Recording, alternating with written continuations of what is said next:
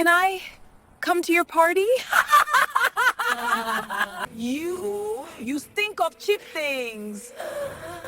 Look at your hair, your dress. You don't even belong here. Go sit with the goats. The cat walked away, heels clicking against the old campus pavement, leaving Amaka frozen, cheeks burning, heart pounding. Amaka had always been quiet, reserved. She preferred her books to gossip, her notes to parties. But at this campus, it wasn't enough. Everyone seemed to have a standard, a world she didn't fit. She tried to smile, tried to ignore the popular girls' words, but the echo of their laughter followed her like shadows. Why do they always have to be so cruel? She whispered. The sun dipped low, painting the old university buildings in a warm golden glow. The air smelt of dust, student noise all over. Nearby, a group of boys whispered and watched. Their laughter was low and dangerous, but Amaka didn't notice, except for one pair of eyes. Chuka, the leader of a campus cult, known for both charm and danger, stood apart. He didn't laugh. His gaze lingered on Amaka. She won't survive here if she tries to join them, he murmured to a friend. His voice was calm, commanding, yet there was something almost protective in the way he watched her. Amaka didn't know it, but he was already intrigued, not by her beauty or popularity, but by her quiet strength, the way she held herself despite being mocked. Amaka walked past the food stalls, the laughter of other students blending into the campus noise. She tried to focus on herself, but every glance felt like a judgment. "Why am I not enough?" she whispered. The popular girls' giggles echoed again as they passed her on the walkway. She felt a sting, the sharp edge of being invisible, yet noticed for all the wrong reasons. She passed a small water fountain and touched the cold metal. The reflection staring back at her was timid, unsure, but her brown eyes held a spark. "I won't let them break me." Her phone buzzed. A small message notification from a classmate she barely knew. "Ignore them. You're stronger than you think. Don't let anyone dim your light." Amaka smiled faintly. A tiny spark of hope warmed her chest. She realized that maybe, just maybe, she could find allies in unexpected places. By evening, Amaka retreated to the library, books piled high, the quiet smelt of old pages and polished wood. She focused on her studies, trying to drown out the noise of the day. But outside the library window, she saw the popular girls laughing and catwalking again. Their shadow lingered over her, yet she turned back to her book. "I'll survive. I'll show them who I am." And for the first time, she felt the tiniest flicker of determination. "So, you actually think you can fit in here?" The leader of the popular girls, Ify, sneered as she blocked Amaka's path. Amaka froze, clutching her books. Her heart raced, but she stood her ground. I just want to join the party," Amaka said softly, voice barely audible. The girls laughed, sharp and mocking. "Join the party, you? You'll embarrass yourself. Go back to your books. We don't play with losers." The students around whispered, some chuckling, others staring. Amaka felt a mix of fear and determination. She wanted to belong, to make friends, but the sting of their words burned. She thought of the message she received yesterday. "Ignore them. You're stronger than you think." "I'll try. Just this once." She stepped closer, but Ify, the leader of the popular girls, flicked her hair, stepping in front of her. "Not today, newbie. Maybe never."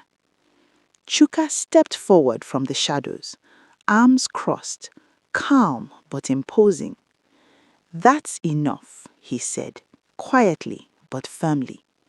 The girls froze, surprised at his presence. Amaka's heart skipped. She didn't know him, yet something about his gaze felt safe. "You heard me. Chuka repeated. Step aside. The popular girls exchanged glances, their smirks faltering. Ignore them.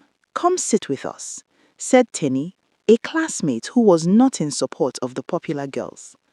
Amaka smiled softly. A small victory, a reminder that not everyone was cruel. She joined Tenny and a few other classmates, feeling a flicker of hope. But she knew the popular girls weren't done. Their eyes followed her, sharp and calculating. The next day, the popular girls decided to make Amaka's life harder. Let's see if she can even survive the library challenge, Ify whispered. They deliberately spilled water near her books in the library, whispered insults, and tried to humiliate her in front of others. Amaka's heart raced. She felt anger and fear, but she remembered Chuka's gaze, steady, protective. I won't let them win, she told herself. Chuka watched from afar, noticing every detail. She's stronger than she looks and different. I can't let anyone hurt her. Something stirred inside him, an unusual feeling, a pull he hadn't felt before. Amaka, oblivious, continued her studies, unaware that someone was silently watching over her. Over the next week, the popular girl's cruelty escalated. They whispered lies about her at every corner, spread fake messages accusing Amaka of flirting with lecturers, tripped her in class, pushed her books, mocked her loudly. Amaka's chest ached with each attack, but she didn't fight back. She stayed strong for herself. From the shadows, Chuka observed, waiting for the perfect moment. One afternoon, he stepped beside her in the courtyard. You don't have to face this alone. Amaka's heart raced. She didn't know if she could trust him, but his calm presence was comforting. Later, Chuka guided Amaka to a quiet corner of the library. They can't touch you here, he said softly, shielding her from another sneaky attempt by the popular girls. Amaka's fists tightened. I don't even know if I can trust you, she whispered. Chuka didn't answer. He just stayed close, quietly protective, letting his actions speak. Her heart fluttered. Confusion, curiosity, and something warmer started swirling inside her. Maybe he really is on my side, she thought. Under the shade of campus trees after class, Amaka and Chuka walked silently. I won't let them control you, Chuka murmured. Amaka's chest fluttered. I shouldn't trust you yet, he whispered. He gently brushed a strand of hair from her face, his hand lingering slightly. The wind moved softly, carrying the sound of distant laughter from students, the flutter of leaves, and the quiet beating of hearts. Maybe this is the first time someone's really on my side, she thought. The popular girls attempted to sabotage Amaka during a student project showcase. Watch her mess up, if he hissed. Amaka's hands shook, but she remembered Chuka's support. Together, they presented. She spoke, he backed her up with notes and encouragement. The students were captivated. We did it, together, she whispered. Chuka's hand brushed hers briefly. You were incredible, he murmured. After the showcase, they slipped to a quiet rooftop. You were amazing, Chuka said softly. Amaka blushed, hesitant. I've never felt this before. Without warning, he leaned in and their lips met in a passionate kiss. Their bodies pressed together, hearts racing, the world melting away. Maybe he's my safe place, she thought. Weeks later, Ify and her clique planned to attend a rich man's night party to collect money so they can pay bad boys to against Amaka. This will finally give us the edge, Ify whispered. They spent their money on expensive dresses, sprayed their Kayamata perfume, and ordered a ride. They reached the front of the rich man's gate. The popular girls attended the rich man's party, thinking it was an opportunity to gain wealth and power, and perhaps finally humiliate Amaka. Tonight will finally be on top, Ify whispered, lipstick smudged, eyes gleaming. The room's energy shifted as soon as they stepped in. Shadows moved unnaturally. The candle flames flickered violently. A low hum of tension filled the hall. The rich men revealed their true intentions. The party was part of a dark ritual designed to use girls who thrived on greed. The girls' laughter turned to screams. Panic spread. Candles flared. Shadows twisted. "What is happening?" one girl shrieked. Suddenly, they were trapped, the room closing in around them. Their desperate attempts to escape were futile. Greed and cruelty always have a consequence. Meanwhile, on campus, Chuka had left the cult completely.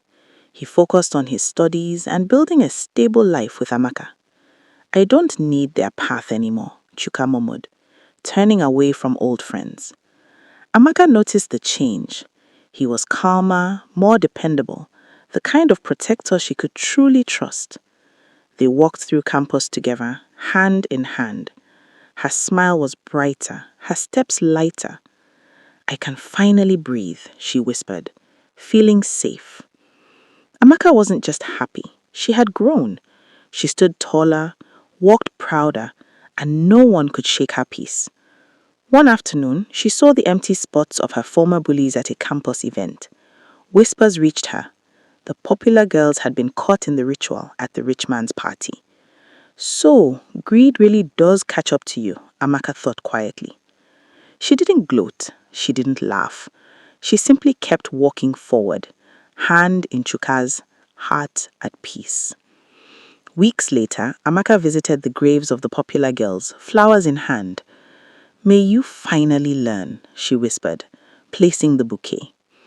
Her expression was serene. No hate, no triumph, just peace and closure. Chuka gently took her hand. Together, they walked away, leaving the past behind. Hand in hand, Amaka and Chuka walked through the campus, their future bright. Some paths are dangerous, but courage, love, and trust guide you through. They had endured bullying, schemes, traps, and temptations, and emerged stronger together.